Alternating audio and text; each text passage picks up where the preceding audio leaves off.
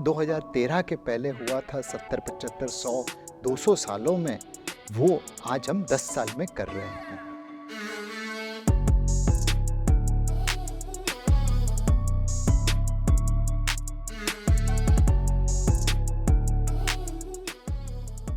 जब Russia Ukraine युद्ध चालू हुआ और पेट्रोल डीजल के दाम बहुत बढ़ गए तो जर्मन सरकार अपने नीडी सिटीजन्स को पैसा ट्रांसफ़र करना चाहता था ताकि वो इस एनर्जी के शॉक से निकल सके। और उन्होंने माफ़ी मांगते हुए जर्मन सिटीजन से कहा कि आप हमें माफ़ करिए, हमारी कैपेबिलिटी है कि हम दिन के 1 लाख ट्रांजैक्शन कर सकते हैं, तो समय लगेगा आपको पैसा पहुंचाने में। और मैं सोच रहा था कि एक हमारा भारत है जहां पे हम 11 करोड़ किसानों को प्रति क्वार्टर, प्रति त्रिमाही पैसा भेज देते हैं और उफ भी नहीं करते। जर्मनी तो डेवलप नेशन है, वो 1 लाख ट्रांजैक्शन पर डे पे रुका था। हम 11 करोड़ ट्रांजैक्शन सिर्फ सरकार की तरफ से कर रहे हैं, प्राइवेट सेक्टर करे वो अलग। ये हमारा भारत स्टेक है। बहुत सारे मामले में भारत आज भी पिछड़ा देश है, थर्ड वर्ल्ड कंट्री है, बट डिजिटल स्टेक में भारत फर्स्ट वर्ल्ड कंट्री है। मैं अमेरिका जाता हूँ तो मेरे जो निवेशक है उनको मुझे इम्प्रेस करना है,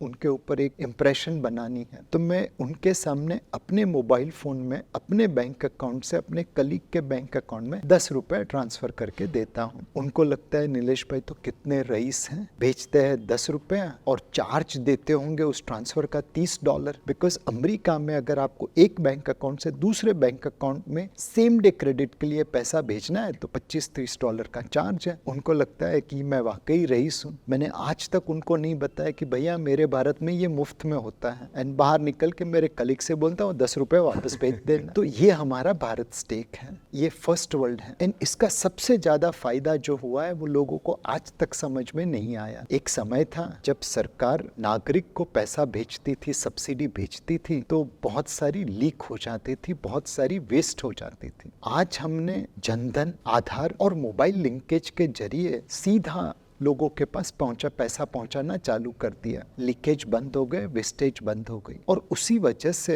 हमारी कवरेज बढ़ पाई और कॉस्ट कम हो गई। वहां से जो पैसा बचा वो इंफ्रास्ट्रक्चर में लगा दिया। 2013 के पहले हुआ था 70, 75, 100, 200 सालों में, वो आज हम 10 साल में कर रहे हैं। तो भारत स्टेक का सबसे बड़ा फायदा है कि आपको बहुत सारी सहूलियत मिली है, बट मोर इम्पॉर्टेंटली ये जो सब्सिडी लीकेज थी वो बंद करके आपने इंफ्रास्ट्रक्चर खड़ा कर दिया जो आने वाले भविष्य में आपको ग्रोथ के लिए मदद करेगा।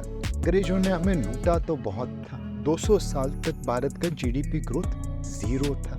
Investment is all about common sense. अगर वुमेन इन्वेस्टमेंट की फील्ड में आ गए तो सारे लोगों को पीछे छोड़ देंगे। जब देश के प्रधानमंत्री हमारी बातें सुनते हैं तो बहुत गर्व अनुभव होता है। सर क्या हम राइट ट्रैक पे 5 ट्रिलियन इकोनॉमी के लिए?